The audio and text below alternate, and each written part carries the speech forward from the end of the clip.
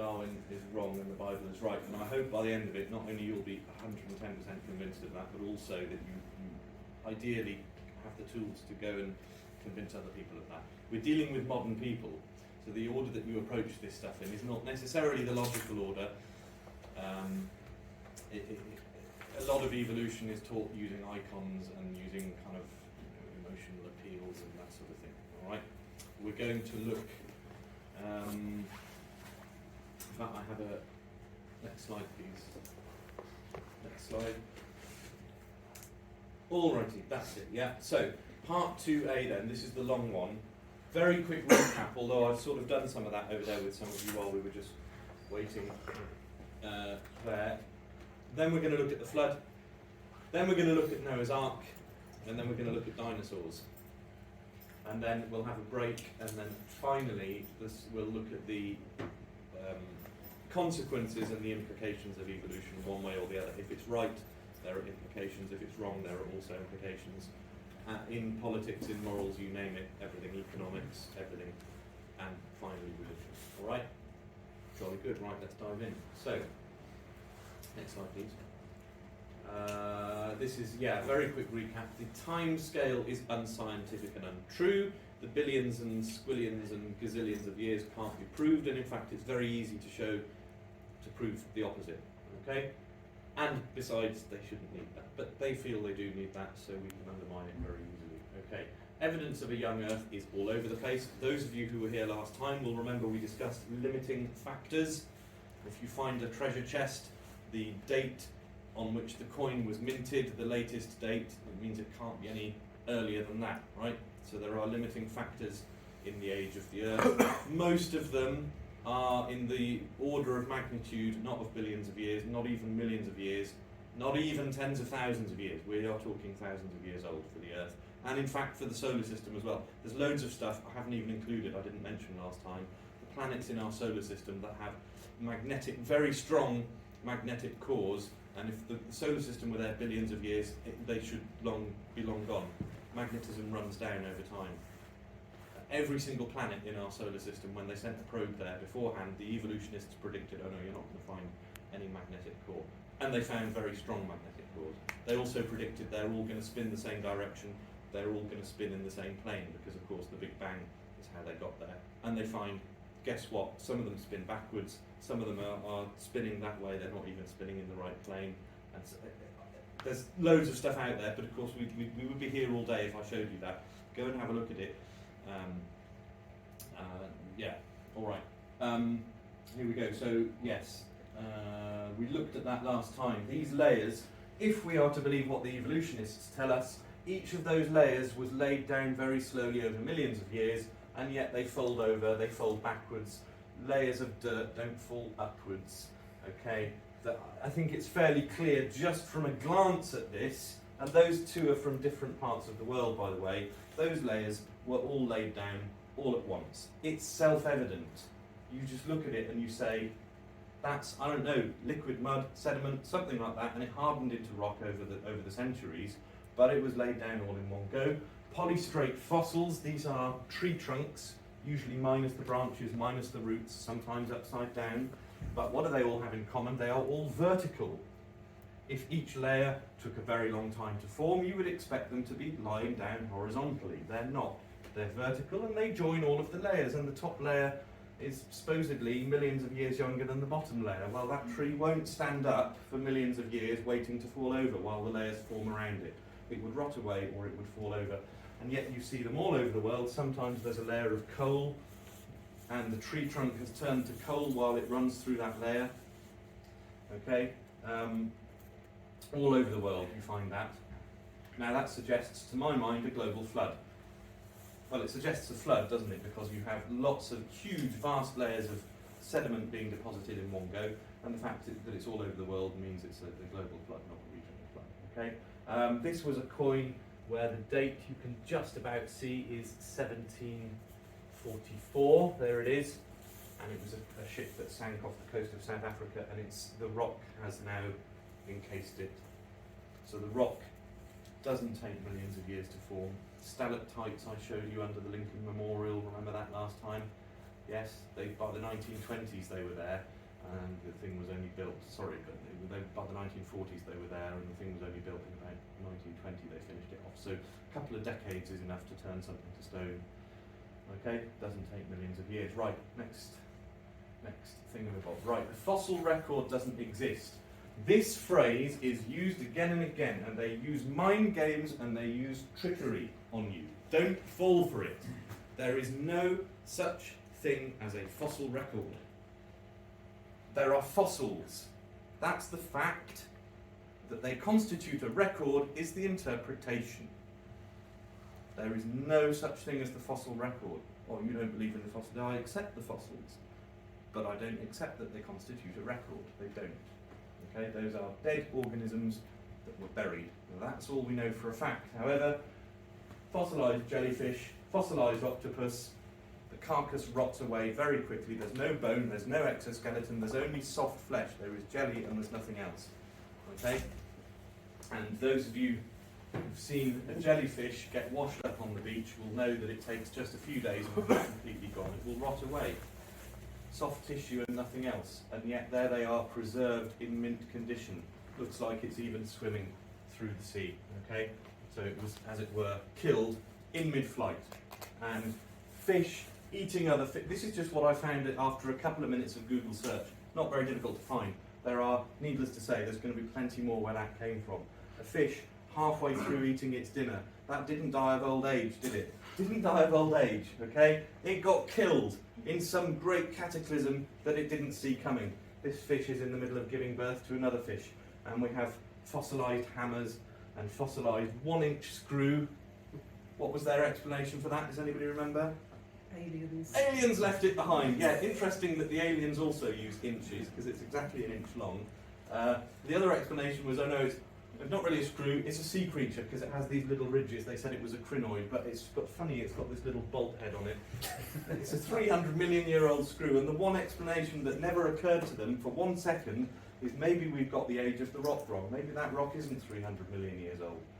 That you can't even think that, because once you think that, the whole geological column comes into question, and that means the millions of years timeline is now in question, and that means the age of the Earth is in question, and that means evolution is in question, and that means maybe the Bible was right about one or two things, which in turn means that God exists, which in turn means I'd better stop living my moral life. In the end, that's what it all comes down to, one suspects. But that's not to say there aren't many other unsuspecting people who are taken in by this. Right, old Earth. I just came across this, 1 or 2 little quick examples since last time. This is an entire school of fish that was fossilised. Now, did every single one of those fish die of old age at exactly the same time whilst keeping in formation, or were they all killed in one go? This is from 2019, this is 3 years ago, this article, okay? So the fossils are a fact, the fossil record is a fiction. Who says that those fossils constitute a record? That's what we need to dispute. Those fossils are not a record. Right, next slide, please. This is very recent, so I included it. June 2022. It's 2 turtles who are, I guess, mating. They're making baby turtles, and they both died in that position. Again, they didn't die of old age, did they? But it turns out, and I looked into this, and I kept finding more and more of these examples. Next. There we go. That's February 2015. Can you see it's not exactly the same turtles, and they're in slightly different, but it's pretty much the same sort of thing. This is 2012. Same thing. Next slide. And it turns out this is creation.com, which is a pretty good website. They're the ones I recommended the magazine. Do you know what? I should have brought some of the magazines along to show you. They're a Protestant bunch, but they bring out a monthly magazine that's actually reasonably good. Their article on their website, turtles fossilised while mating. It wasn't just one aquatic turtle pair that had been found, but 9 of them. Now, what are the odds? What are the odds, first of all, of even finding 1 pair? But 9 pairs found a few years apart, 2012, 2015, 2019, 2020. They keep coming across this. They keep finding mating turtles. Yes? Right, next slide. So, evidence for the young Earth, we talked about limiting factors. Next. The salt content of the ocean. Okay, the oceans are getting slightly saltier over time because the water evaporates, and it's pure water that is evaporating and taken off into the clouds. Well, it leaves the rock salt behind. The rock salt, of course, gets washed in by the rivers. So what happens is the rock salt goes in, the pure water gets distilled out by the clouds, and then it rains pure water, and then it runs into the rivers and washes more rock salt in. So the oceans are getting saltier and saltier over time. They are nowhere near salty enough to be, it would be like the Dead Sea. If the Earth were really 4.5 billion years old, then all the oceans in the world would be like the Dead Sea and you would just float. They're not, because they've not been around anything like long enough. When God made the Earth, I think, I don't know for certain, and this isn't day-free date, but I would imagine probably there was no salt water and everything was fresh water. And I did mention before, salt water and freshwater versions of the same animal can be, you can turn salt water into freshwater animals, and you can turn freshwater into saltwater, crocodiles and fish and so on. You very slightly change, very gradually, the content of the water over time. You either lower the salt or raise the salt, and they adapt to it. Okay. The moon is getting slowly further away from us. If the Earth were 4.5 billion years old, it couldn't possibly, it would have been too close. The tides alone would have just destroyed everything. The sun is shrinking. I don't think I included this last time, but obviously the sun is burning up. It's turning hydrogen into helium. So it's only got a limited lifespan. Right? There's not an infinite amount of hydrogen to be turned into helium. So it's shrinking. Well, you run that backwards 4.5 billion years ago, the sun would have been way too big and way too close, even a few million years ago. So things can't have been around for that long. The solar system is young as well as the Earth. The Earth's declining magnetic field, I think we talked about. It is running down. Their kind of get-out clause for that is to say, oh no, what's really happening is the polarity is going to reverse, because the polarity of the Earth reverses every 100 million years, but there's no evidence for that at all. That's just a kind of rescuing device. In fact, it's just running down and that's it. On one day there'll be no magnetism left. The magnetic field, by the way, is very useful. It protects us from cosmic rays and so forth. And if it was stronger earlier on, and it was, then we would have less harmful effects from the sun's rays. Probably, I don't know, but probably cancer, things like that. Okay. Comets, mostly ice, and when they go past the sun, that burns off in gas. That's why you have a tail. That's the only reason we can see them. If it was just a solid lump of ice, we wouldn't be able to see it. But as it passes by the sun, it burns off. You have this tail behind it.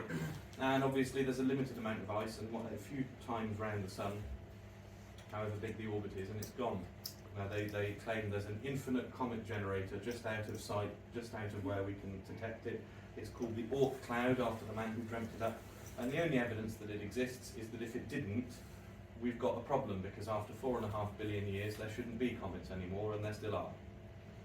So there's an Oort cloud. That's not scientific, I'm sorry. That's just fairy tales. Right, dinosaur soft tissue is an entire rabbit warren, and it still to this day amazes me that people don't talk about the fact that a T-Rex thigh bone that's supposedly a fossil, in fact they found it was only the outer part that had fossilised, and inside you had soft tissue, you had blood vessels, and you had even red blood cells inside the blood vessels, and that therefore cannot possibly be 65 million years old. It wouldn't last that long. Carbon-14. I mentioned about the flaws using carbon dating. Did you know that they never use carbon dating on coal, ever? They will never use carbon dating on fossils. Have a guess why not? Why do you think they don't use carbon-14 on fossils or on coal, Anton?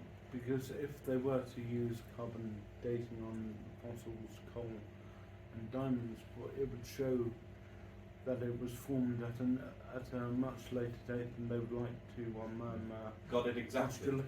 That's exactly it. If they are correct, there shouldn't be any carbon-14 in coal.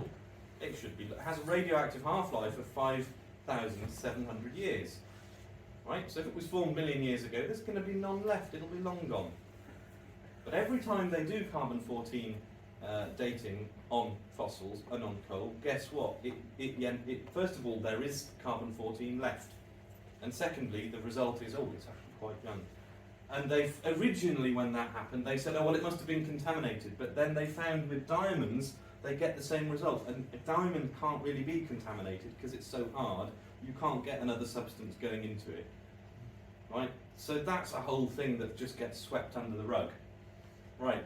Again, don't take my word for it. Do go away and have a look at this, and you'll see that what I'm telling you is the truth. Next, please. I also mentioned about textbooks. Being a nosy Parker, I found a few textbooks, school textbooks. I won't say where I found them, but I took a few pictures. This is 8 means year 8, which I would call second form. Exploring science, working scientifically. And here's a picture of Archaeopteryx, and it says, a fossil of Archaeopteryx, one of the first birds which lived around 150 million years ago. Notice, by the way, it's not archaeologists believe that, scientists claim that, many people believe that. No, it's just a fact. It lived 150. Now, I put it to you, if you go and have a look in an RE textbook, and they represent, let's say, Catholic teaching on, I don't know, transubstantiation or the resurrection or you name it, the Immaculate Conception, they're going to start with 3 words. They always do. Catholics believe that. Now, it's not saying it, but what does it subtly imply? They believe that. We, of course, know better. They never do that with this. They just say it's a fact. It lived 150 million years ago. Well, I think we mentioned before, Archaeopteryx, first of all, it's not a dinosaur, it's just a bird. And secondly, it's supposed to be the ancient ancestor of birds, but it's found in layers above birds, modern birds. Now, those layers don't mean anything, we know that, but they believe in the layers. They believe that the layers are like looking back in time.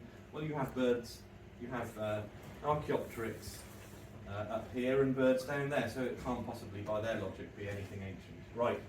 This is, can anybody see what that is there? Moth. It's our old friend, the peppered moth. The more I think about this, the stupider it is. I told you the real story behind it, how the guy glued them onto the tree. Moths don't come out during daylight. They're nocturnal and they only come out at night. Okay, if it's late at night and it's dark outside and you have the light on in your house and you have the window open, you'll get moths flying in.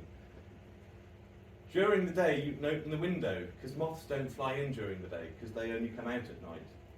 We all know that, but when it's presented in a textbook, it never occurs to one to stop and think, hold on a minute, why is there a photo of them in broad day? And 2 of them, both with their wings open, right next to each other, on the trunk of a tree, in broad daylight. What are the odds? He must have been very lucky when he took that pic. And one happens to be white and one happens to be black. Wow, what a lucky shot that photo was.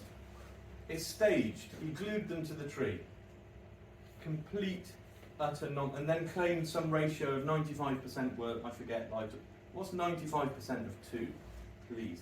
Sometimes it's gibberish, but sometimes it's actually fraudulent. Okay, that's not just silly, that's fraudulent. He's lying about that. Okay, right, on we go. Right, so the flood. Let's talk about the flood. We've already sort of touched on it because, of course, those layers were deposited in a worldwide flood. But there is more evidence of a worldwide flood. This is an ammonite, it's a marine creature.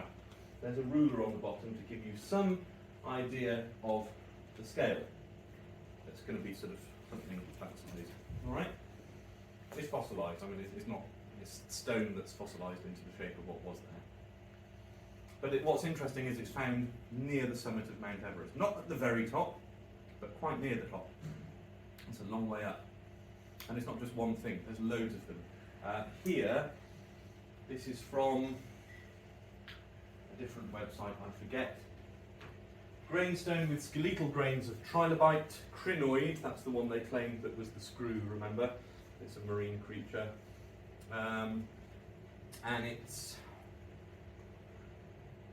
yeah, that black bar there is 1 millimetre, but there's all sorts of them all over. You can't really see because of the resolution of the projector, I'm afraid.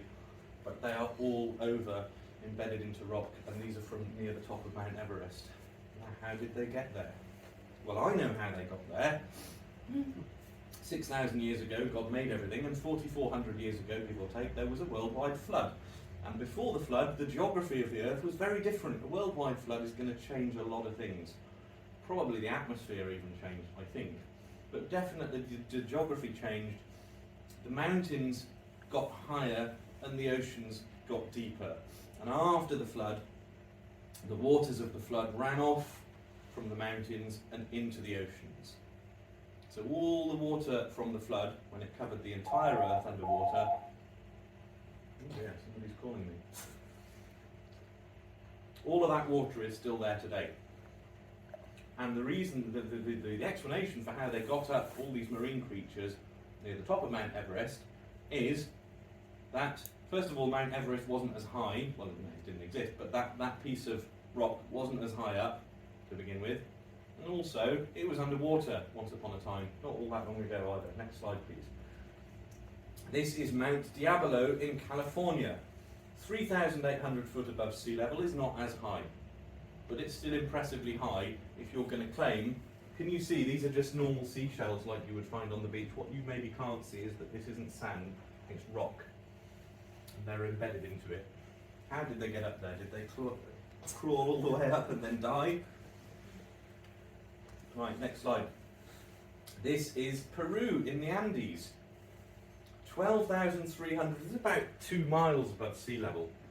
2 miles up. More than 2 miles. More than 2 miles, yeah.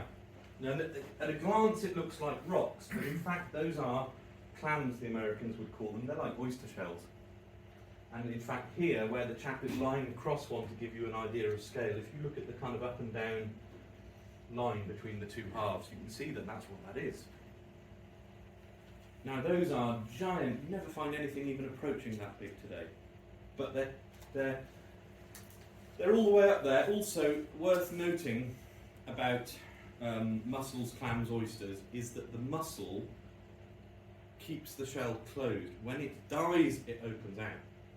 That's why when you find when you find the remains of them on the beach, usually you find only one half. Right?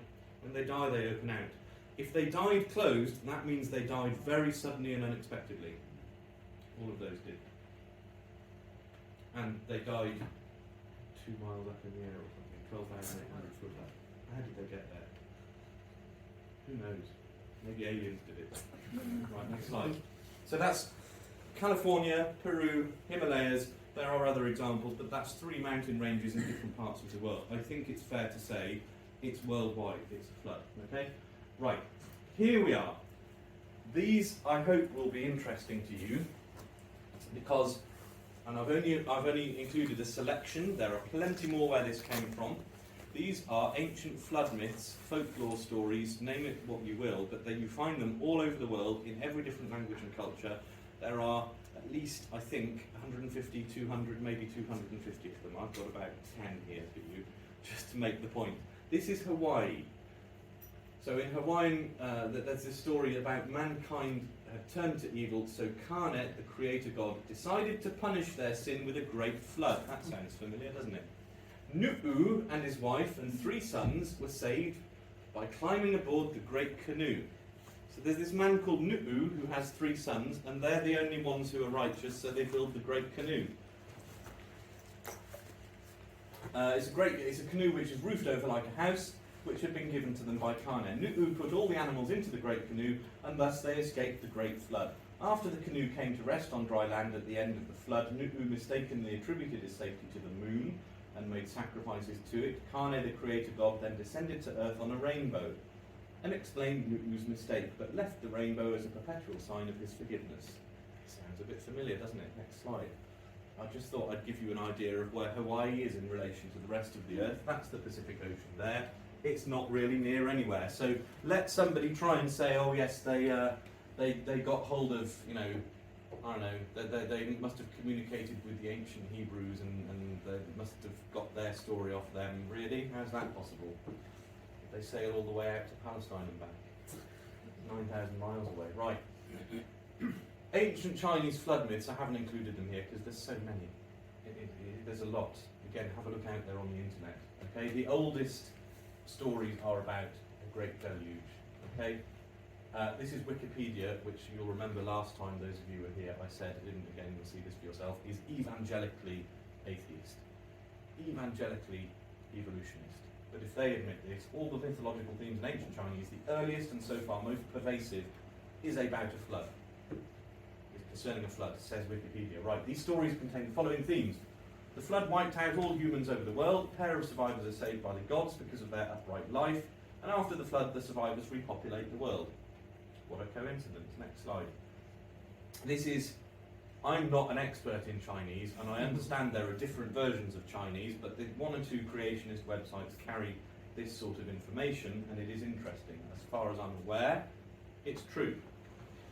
The Chinese language is pictographic, so you don't spell words by constructing them of letters. It's like each letter is a word, but you make other words by putting other words together, right? So a boat, the symbol for a boat is vessel, 8, and people. 8 mouth, that means a mouth, but 8 mouths means 8 people. So a vessel with 8 people is the word for a boat. And the flood,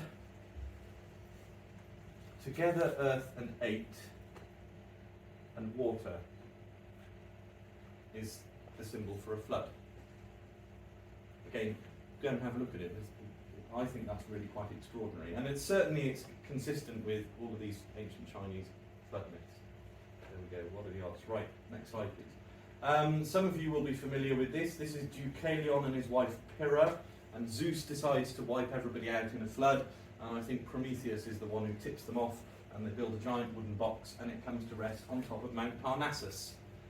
Okay, so the details are it's what you would expect with a story that's been handed down over hundreds or even a couple of thousand years. It's going to grow legs, isn't it? It's like Chinese whispers, so to speak. The stories are going to vary, but the essential things, you're going to find common themes running through them, okay? And this is a bit weird because then they repopulate the world by throwing stones over their shoulders. I don't know what that's all about, but anyway, right, next slide please. Deucalion, Epic of Gilgamesh. Yeah, I'm not going to try and pronounce some of those names. He had some craftsmen build a large boat, 1 acre in area, 7 decks. He loaded it with his family, craftsmen, and the seeds of all living creatures. The waters of the abyss rose up and it rained for 6 days. Even the gods were frightened by the flood's fury. Other than the Bible, I think this is the oldest piece of literature, isn't it? The Epic of Gilgamesh. It's older than the Iliad and the Odyssey. Yeah. Next slide, please. This is one of my favourites. The Lake of Leon burst, flooding all the lands. Dwyfan and his wife Dwyfach escaped in a mastless... I'm not going to try doing it. Escaped in a mastless ship in which they took a pair of every sort of living creature. Once the flood ended, their boat landed on Prithtan. And from there they repopulated the world. Next slide. Right, the Maasai tribe. Tumbainot is this chap. Everybody turns to evil and they're murdering each other, and he's the only righteous one, so he takes his wife and his sons. And because everybody's so evil, they're murdering each other, God resolved to destroy mankind, except for Tumbainot, who found grace in his eyes. God commanded him to build an ark of wood and enter it with his 2 wives, 6 sons and their wives, some of the animals of every sort. When they were aboard and provisioned, God caused a great long rain, which caused a flood, and other men and beasts drowned. The ark drifted for a long time, and provisions began to run low. Then the rain finally stopped, and Tumbainot let loose a dove to ascertain the state of the flood. The dove returned tired, so he knew it had found no place to rest. Several days later he loosed a vulture, but he first attached an arrow to one of its tail feathers, so that if the bird landed, the arrow would hook onto something and be lost. And the vulture returns without the arrow, so he says it must have landed on some carrion or something. Okay. Kind of similarities, I suppose. Yeah. Ecuador in South America, the Jivaros are descended from the one man and his 2 sons who were saved. Yeah, when the flood came along. Peru, the Guanca and Chiquitos. Long ago, before there were any Incas, the country was populous, but the ocean broke out of its bounds and the land was covered and the people perished. Some say that a few people survived in the caves of the highest mountains. Others say that only 6 people survived on a float. The Inca have a flood story. A man and woman who floated in a box. Okay? and then the Creator repopulates the earth by moulding people from clay. I mean, that might be a little bit of mixing things up with Adam and Eve, because of course Adam was made from the slime of the earth. But yeah, just interesting that it's. This is the Northern America, the USA, the Mandan and the Cascade Mountains and the Skagit tribe. Let's not read all of them, but let's have a look. Yeah, okay. A man and a woman survived on a raft on which they collected all kinds of animals and birds. So it's not a box in that story, it's a raft. Same sort of thing. Right, next slide. Okay. So that's, I think, as far as the flood goes. And look, I must emphasise this. I'm giving you a taste. If you've got about 200 flood stories out there from all different peoples and languages and cultures all over the world, remote places like Hawaii, I think it's without any doubt that there must have been a global flood at some point. I just don't see any way around that. And the geological evidence is all there. It all points to a flood, not millions of years. Now, most people will dismiss the flood because it's in the Bible, but that's irrational. They are guilty of fallacious thinking. The fact that something is in the Bible doesn't mean it therefore automatically is not true. Even if their argument is, well, we're not going to just believe it only because it's in the Bible, fine. It's not resting on the fact that it's in the Bible, it's resting on the evidence that's out there for it. As it happens, the evidence points towards the very thing that is included in Genesis, the first book of the Bible, a worldwide flood. Okay? Right, Noah's Ark then. If the flood is true, Noah's Ark has to have been true because obviously somebody survived. That's the key part of it. And we're here today, so clearly somebody did survive if there were a worldwide flood.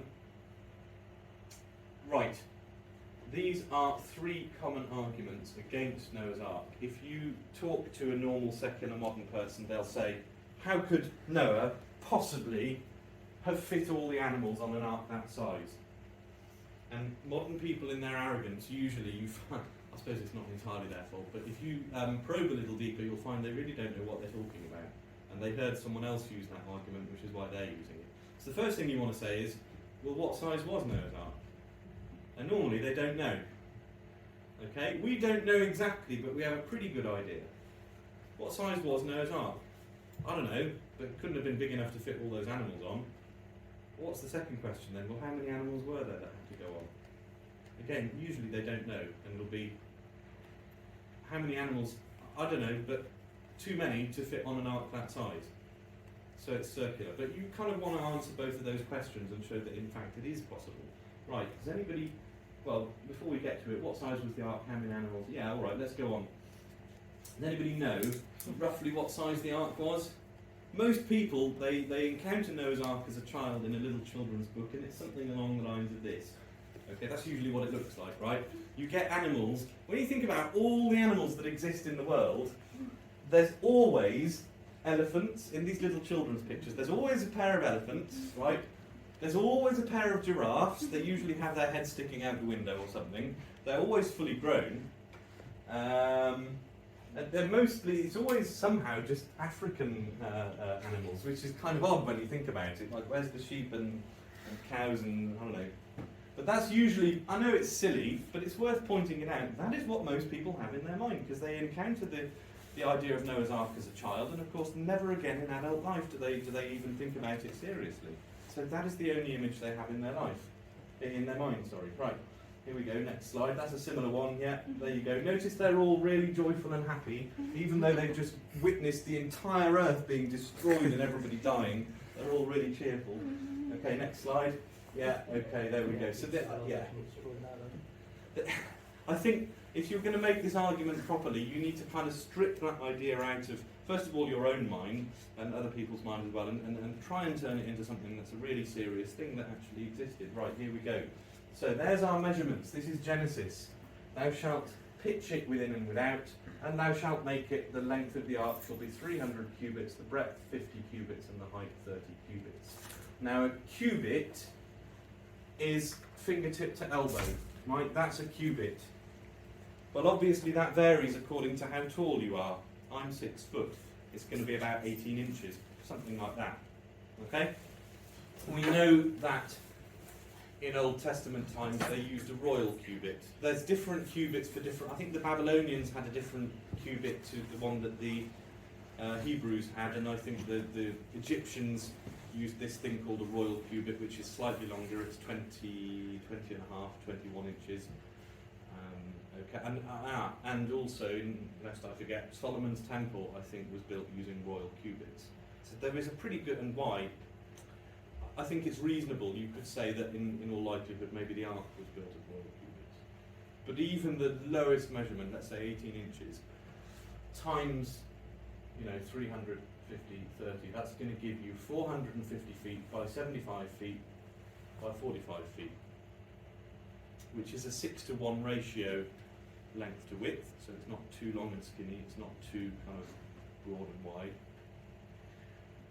Yeah, pitch it within and without, that means kind of tar it, varnish it, seal it. Yeah. Okay. In fact, let's go back one, because I think, sorry if, I don't want to try your patience, but I think it is worth us just reading this through properly. Thou shalt make a window in the ark, and a cubit, and in a cubit shalt thou finish the top of it, and the door of the ark thou shalt set in the side with lower, middle chambers, and third stories shalt thou make it. So there are 3 stories, and there's a window at the top, which some people think kind of goes all the way around, because they say a cubit high, but he doesn't say how wide. So maybe there's kind of an opening in the top that goes all the way around, something like that. Okay? Behold, I will bring the waters of a great flood upon the earth to destroy all flesh, wherein is the breath of life. So he's not, the breath of life seems to suggest breathing oxygen, so that means not fish, not bacteria, maybe not insects or birds, I'm not sure, but definitely land animals that breathe air, yes. He's going to destroy all flesh, wherein is the breath of life under heaven. All things that are in the earth shall be consumed, and I will establish my covenant with thee, and thou shalt enter into the ark, thou and thy sons and thy wife, and the wives of thy sons with thee. So 8 people. Mr. and Mrs. Noah, Mr. and Mrs. Ham, Mr. and Mrs. Sem, and Mr. and Mrs. Japheth. 8 people. And of every living creature of all flesh, thou shalt bring 2 of a sort into the ark, that they may live with thee, of the male sex and the female, of the fowls according to their kind, and beasts in their kind, and of everything that creepeth on the earth according to its kind. Well, fowl suggests birds, but it doesn't suggest little birds, it suggests sort of, I guess, things like pheasant and partridge, or whatever the ancient equivalent ancestor was of chickens. There's something like, how many breeds of chickens in the world today? A few hundred at least. Well, they probably had an ancient ancestor which was a chicken, and probably 2 chickens on Noah's Ark. Yeah. Anyway, so 2 of each, they're going to go in with thee, that they may live. So the idea is, you're going to save them. You're going to save specimens of each, so that they can repopulate the earth afterwards. Okay? Yeah, right, next slide. Okay, here we go. So this is interesting. This is in Kentucky, where I've been several times, although I'm ashamed to say I've never been to this. The days when I used to visit Kentucky regularly are over, I'm afraid. But between about 2013, 14 and about maybe 2018, I used to once in a while go there. And this was just down the road, although it only opened in 2016. This is, I forget what the name of the organisation is, but it's led by a chap called Ken Ham, who is one of these biblical Protestant creationists, and the theme park is called Ark Encounter. They built a life-size replica using those dimensions. Anton? I believe Ken Ham is the head of Answers in Genesis. Answers in Genesis, thank you very much, well remembered. Answers in Genesis is his organisation, and they're pretty good. Right? You can find videos of them on YouTube. I'd say maybe a bit more gentle and not as hard-hitting as Ken Hovind, also less evangelically propped, but in some ways that's a nice change. No, you have too much of a good thing. But anyway, there you go. So, very interesting. They've incorporated a few design features in this. There's this sort of, it's not actually a rudder because it doesn't move. I'll show you in a minute. That's to kind of keep it stable in the water, and they've got a big thing at the front. where it's going to catch the wind and it's going to turn it into the wind, and this thing at the back is going to keep it stable. Now, there's always going to be an objection when somebody builds a life-size replica of the Ark. Well, how do you know it looked exactly like that? Well, the answer is we don't. We've just read Genesis, and it gives the dimensions, doesn't give anything else in the sacred text. Now, God gave Noah the blueprints. He just had to build it. He didn't have to design it. God did that bit, okay? But we don't know that because it wasn't recorded. The point of these kind of features is not to show that it definitely looked like that, it's to show that that's a possibility. Next slide. That's it from the front. It's pretty big. It has this sort of bit sticking on which is going to catch the wind and turn it into the wind. Next slide. So that's it from above. You notice it's a whole theme park they made called Ark Encounter. What a great idea. We don't have anything like that over here, and I dare say probably the government would shut it down or something. Who knows? Yeah, we're a lot less tolerant of that kind of thing over here. Remember there was one Chick-fil-A in Reading that basically got shut down. It's a shame, like Chick-fil-A is quite nice. And if you tell them it's your first time going there, they let you have it for free. So if you're ever in America, remember that. Right. This is going to turn it into the wind, and then the idea is it has these vents, so the wind is going to run the length of the Ark and ventilate it. Now, was it like, maybe not, but the point is it's a possibility, and you'll always get critics who say, oh yes, you couldn't ventilate it, or you couldn't, it wouldn't be big enough, or it wouldn't be stable enough. I haven't got a picture, but Kent Hovind suggests you have a thing called a moon pool, which is where you have a hole in the bottom, a big old hole, but with walls up the sides, so that the water, it's like having a well in the bottom of your ship, with the walls keep the water in there. And of course, as you go over the waves, the level of water in that is going to go up and down, which is going to do two things. It will relieve stress on the actual structure, but it'll also act as a giant piston, pushing air and sucking it in and pushing it out of the ship. But yeah, okay, anyway, next slide. This is just the interior of Ken Ham's Ark in Kentucky, and you go into it and you go around it, and it's like a whole museum. Different rooms, different exhibits, including, they've actually gone to some effort to try and include possibilities of animals that went extinct that would have been included on the Ark. Now, they even go so far as to say there might be extinct animals that we don't even know about now because they've gone extinct a while back. But yeah, and also exhibits about what it would have been like on the Ark and then how the practicalities of how that's going to work out. Okay, next slide. That's from their own website, arkencounter.com. It's giving you an idea of the scale. 510 feet, they're using a royal cubit for that, but they're not using the biggest royal cubit, they're using the smallest one. I think that's reasonable, but anyway, next slide. Okay, this is from Dr. Jason Lyle, who also gives a talk on it. Anything, again, go away and have a look at this, please do, in your own time. Anything by Dr. Jason Lyle is usually pretty good. Yeah. So he gives the absolute minimum possibility for the size of the Ark based on the cubits given in Genesis, and it ends up being basically 1.4 cubic foot, which is just under 14, just under 14,000 tons of gross tonnage, which I think is the displacement of the water, isn't it? Or the equivalent of 522 railroad stock cars of capacity. 125,280 sheep-sized animals. Here's an interesting fact. Those little cartoony arcs with the elephants and the giraffes and everything, most of the animals in the world are nowhere near that big. If you sort of lined them up in order of size, the median one would be, I think, the size of a small dog. Most animals that exist are very small. Sorry, let me back up and say most animals that exist on the land.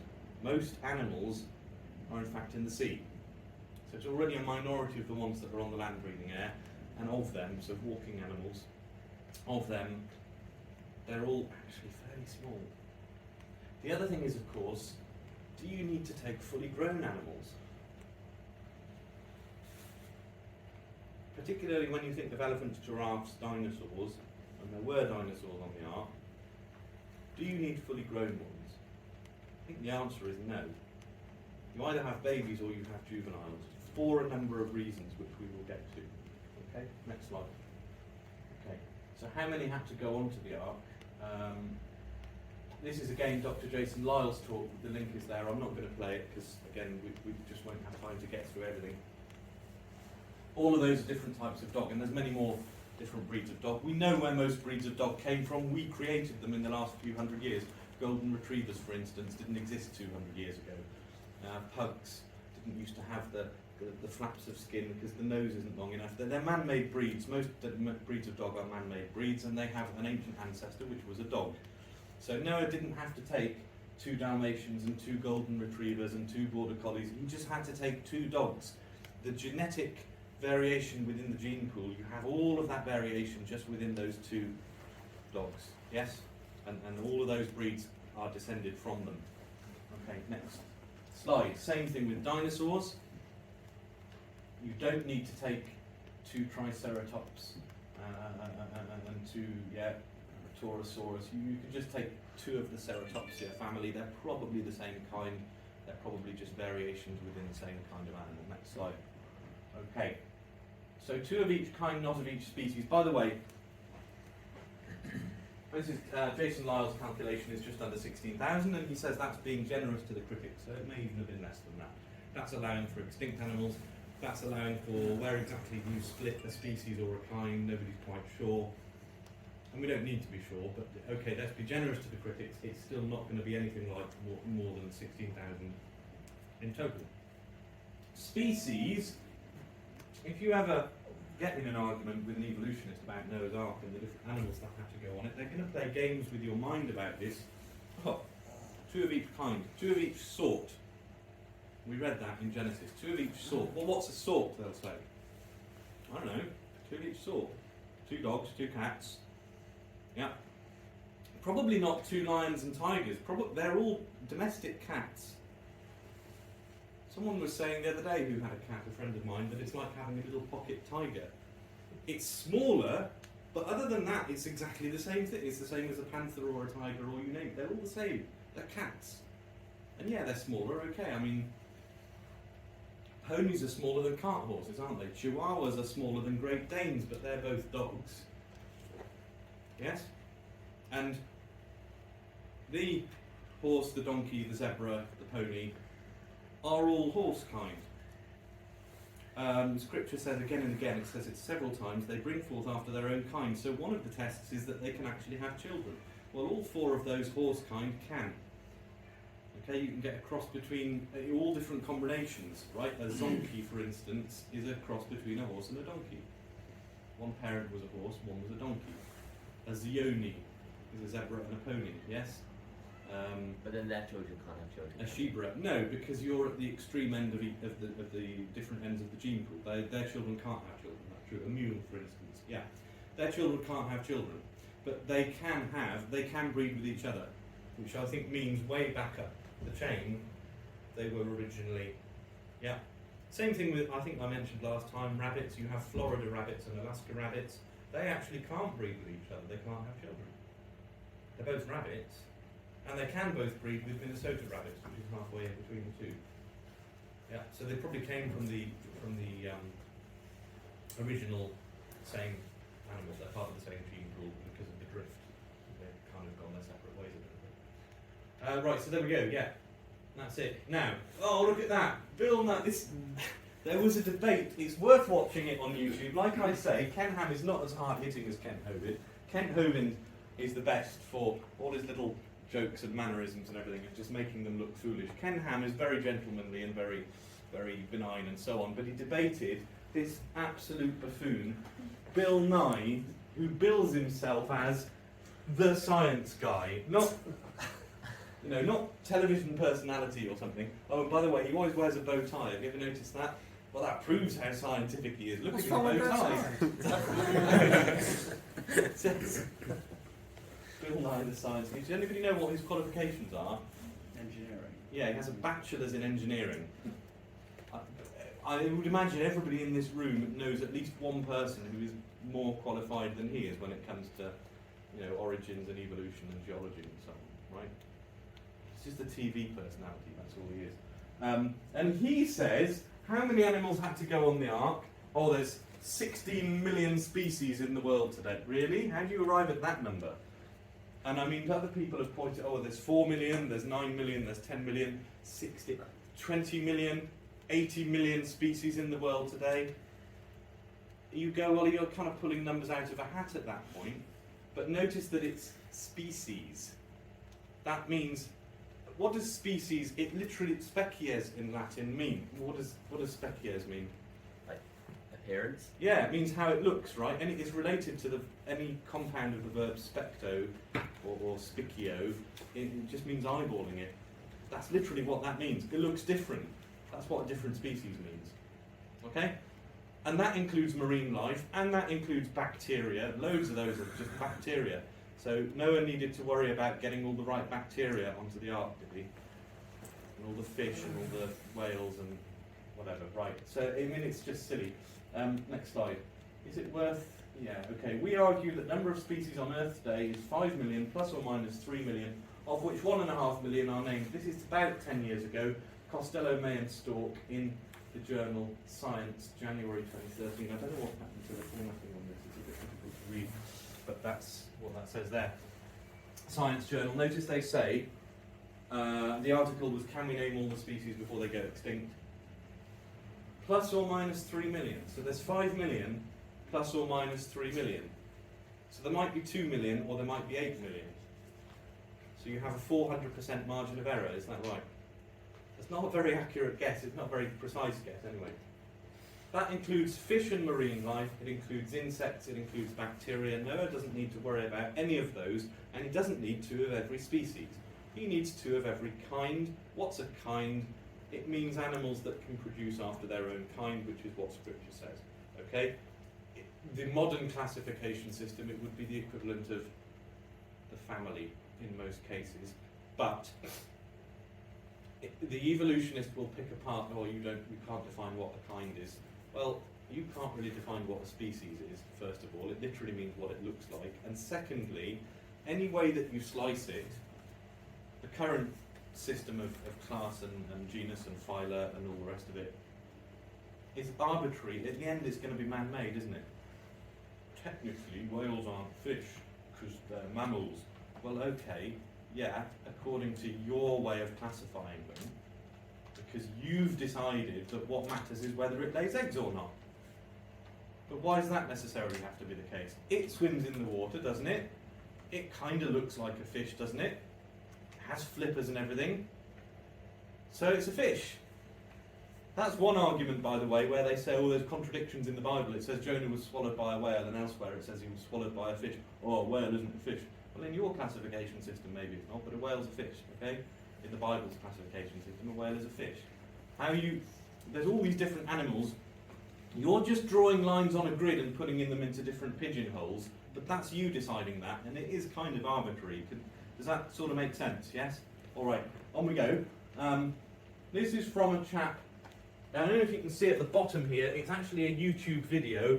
There's so many, there's a veritable industry of cringe atheists, let me prove the Bible wrong. This is one of these guys, Ken Ham, 1,000 Lies to Defend the Truth, and he reproduced this 18th century encyclopedia Noah's Ark, and then to scale animals that, oh, they couldn't possibly fit on Noah's Ark. Look at that. Can anybody see a problem with that?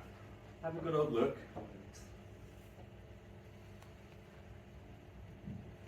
Anybody spotted it yet? There's a lot of dinosaurs there. There are a lot of dinosaurs. In fairness, the dinosaurs would have had to go on there, although only 2 of each kind. The whale. Why the whale? Oh, there's a sperm whale. Oh look, there's also a blue whale. Does he need to take whales on the ark? I kind of thought there was a lot of water outside the ark for them to swim in.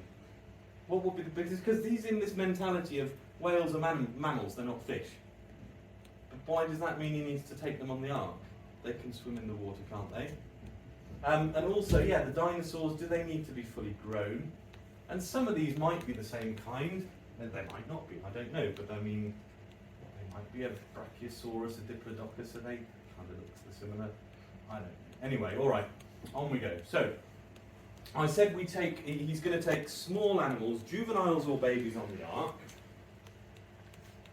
And it's not something really that it's worth getting tied down into exactly how old were they. Well, apart from anything else, different animals have different lifespans. One of these guys, Jason Lyle, I think, or even Ken Ham, I think in his debate with Bill Nye, says maybe they could take chickens and then some chickens lay an egg a day or more. They could have taken a few different chickens and that would have provided them food. And then the chap responds, "Oh, I thought you said you only took babies." Well, yeah, but the lifespan of a chicken is like, what, a year or two maybe? And it goes from a chick to fully grown in less than a year, in, I don't know, 6 months. Have I got that right? Something like that? They don't live to a grand old age anyway, do they, chickens? They definitely don't. And I think the bigger the animal is, generally the older it lives, basically, yes?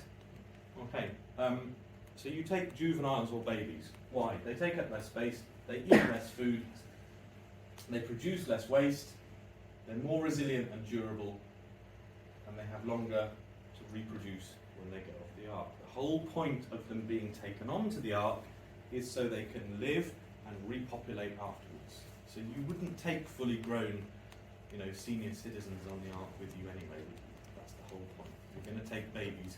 And generally speaking, when animals know instinctually that there's a crisis going on, and they're put inside the dark somewhere in a cave, or in this case in the ark, they just go to sleep, a lot of them, don't they? So they're going to sleep most of the time, means you're not going to be bothered with them, you don't have to look after them. They're babies anyway, they don't eat a lot, they don't produce a lot of waste, and then they just stay in the dark asleep. They'll hibernate through the flood, and then you can come out later on, and they've got all their life ahead of them still to repopulate the earth. Yes? Okay. Alright. And that's the too many animals, not enough space argument. The next argument is that ships that big would break apart, and Bill Nye, the science guy, with his bow tie, makes this argument. This is the exact argument he makes, and a lot of other people have taken it up after him. So let's have a little look at that. This is Bill Nye's video. In fact, how are we doing for time? 3:30. I suppose we could always break this up. Have a break halfway through. Yeah, or no, let's not. I was going to open the video and we can actually hear him saying this, but I have got the text on screen as well. He's talking about a ship called the Wyoming, which is one of the last ever sailing ships, really. They had a steam-powered winch for raising and lowering the sails, but it was a sailing ship, it wasn't powered by steam. Early 20th century. And he says it broke up in the seas. And that's just to scale the Titanic Queen Mary 2, and there's Ken Ham's Noah's Ark, the 510-foot one. And he says, 14 crewmen for the Wyoming, biggest actual wooden ship, built by skilled shipwrights, twisted apart in heavy seas. And it did, it sank with all hands. Noah's Ark, 14,000 passengers, built by unskilled family, ran aground safely on a mountain, question mark. All right, well, superficially, that's a very plausible argument. Why wouldn't Noah's Ark have just broken up like the Wyoming did? It was built by these guys who weren't shipbuilders. Next slide. So this is what he says. People in the early 1900s built an extraordinary large wooden ship, the Wyoming. It was not as big as the Titanic, but it was a very long ship. It would twist in the sea this way, and this way. Could not keep the ship dry, eventually foundered and sank, loss of all 14 hands. And then he says, these guys were the best in the world at wooden shipbuilding. And they couldn't build a boat as big as the Ark is claimed to have been. Is that reasonable? Is that possible? The very best shipwrights in the world couldn't do what 8 unskilled people did. Right, next slide. Here we go. So I had a look at the Wyoming, and guess what? There it is, that's a picture of it. And this is Wikipedia again, so we're using hostile sources. It's not a creationist website, Wikipedia. Wyoming was an American wooden 6-masted schooner built and completed in 1909. Because of her extreme length and wooden construction, Wyoming tended to flex in heavy seas. In March 1924, she foundered and sank in heavy seas with the loss of all hands. So he forgot to mention that it was plying its trade up and down the east coast of North America for December 1909, I think it was finally finished. So let's say 14 and a bit years. Okay? Noah's Ark has to survive how long? Less than 1 year. Okay? Also, I looked up the dimensions. The length is 450 foot. The breadth is only 50 foot. That's not a 6-to-1 ratio. That is a 9-to-1 ratio. Okay? here again are the dimensions of the ark. 300 cubits means 450 foot by 75 foot.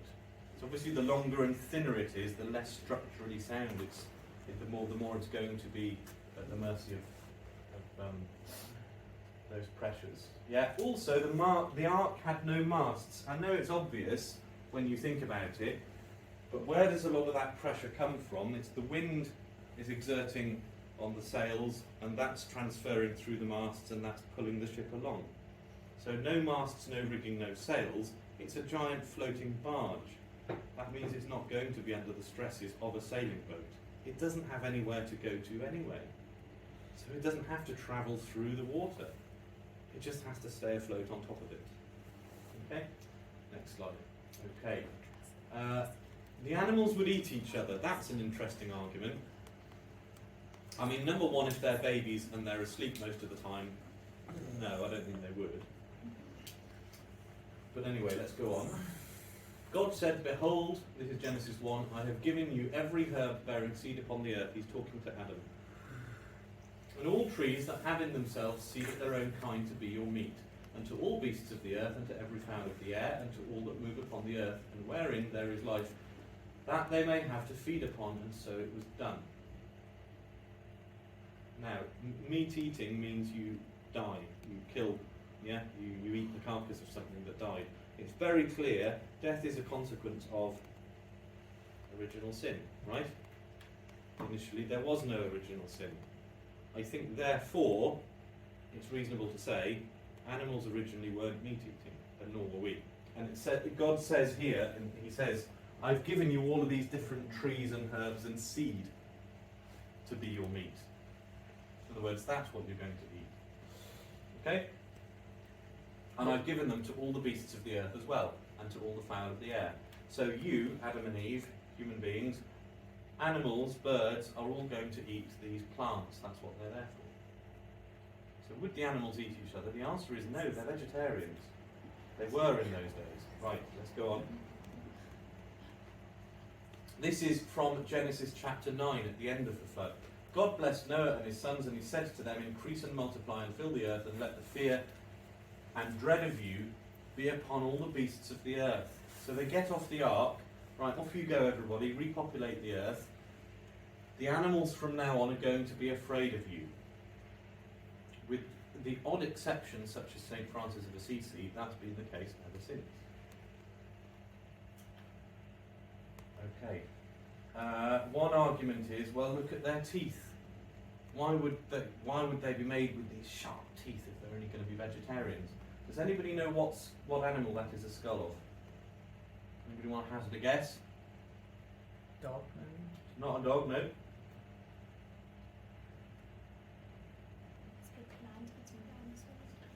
It's not a dinosaur, no.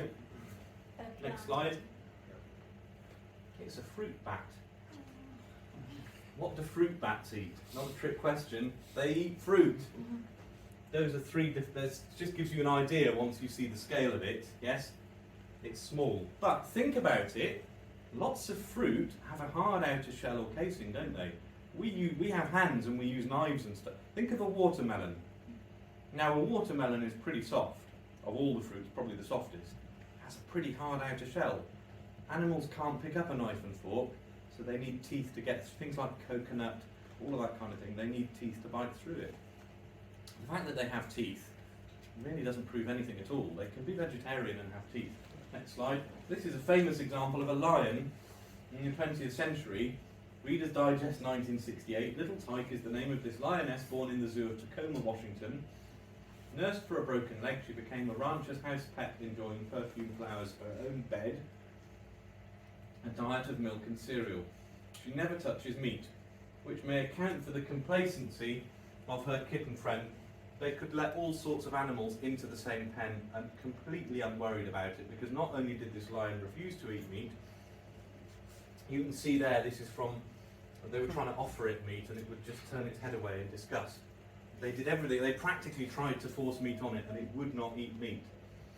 It ate cereal, it had milk when it was little.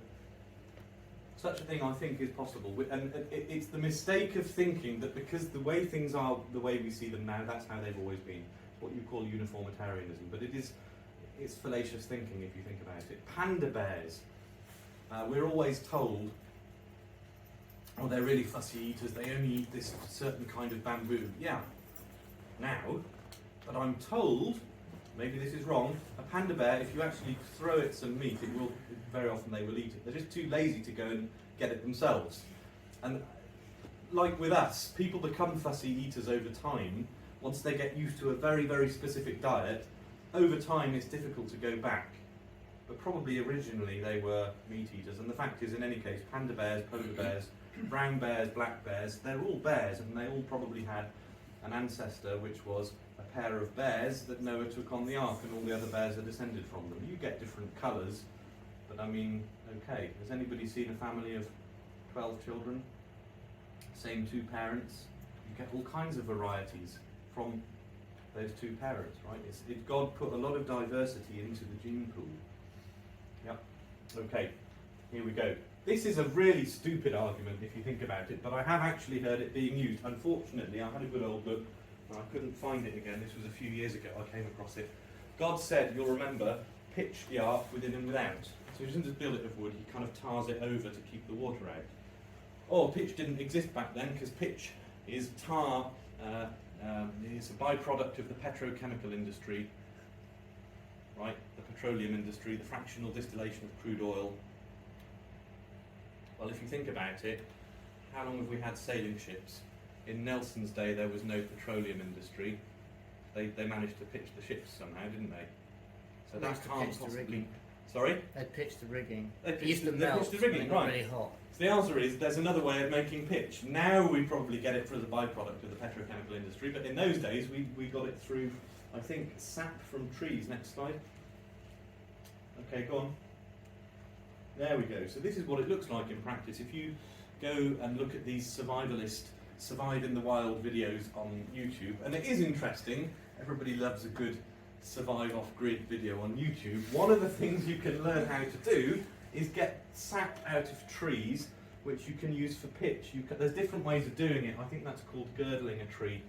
But you can't. But essentially, you knock a hole in it, and you hang a pail underneath, and it kind of runs out. Sometimes they put a little kind of tube thing in for it to run out into the. And this is jolly useful. It's so thick and sticky, but what you do is you then take that metal bucket and put it on top of a fire and heat it up, and it'll become to the point where you can paint it onto something. And of course, after the sap has all run out, you've already helped season the wood a bit, so you can chop that tree down and it will season a lot quicker. You can use it for firewood not long after that. Yeah. Okay, anyway, on we go. So, this is just, I forget what encyclopedia I found this in. For at least 1,000 years, the pitch-making industry in Europe flourished. It was the pitch of this industry which assisted in the construction of those great wooden sailing ships which figured so prominently in European history. Pitch-making was a skilled trade, and many European surnames bear testimony to that fact today. In Polish, the word for pitch or tar is smola.